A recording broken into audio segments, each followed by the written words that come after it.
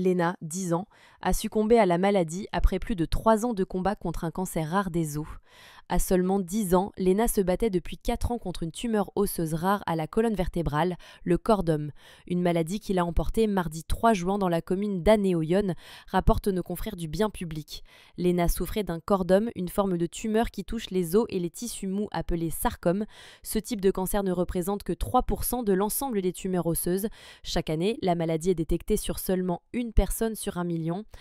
La maladie de Léna a été détectée en 2021 après une IRM, alors que la jeune fille souffre de douleurs au dos dont elle n'arrive pas à se débarrasser.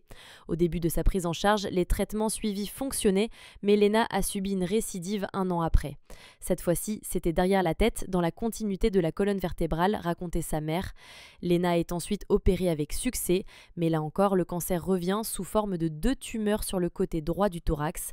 La petite fille suit alors un essai clinique, mais la tumeur se répand et la mauvaise nouvelle tombe. Les médecins expliquent aux parents de Léna qu'il n'y a plus rien à faire. Ces derniers lancent alors une cagnotte de solidarité en septembre dernier dans l'espoir d'aider la petite fille à s'envoler pour les États-Unis afin de bénéficier d'une thérapie innovante.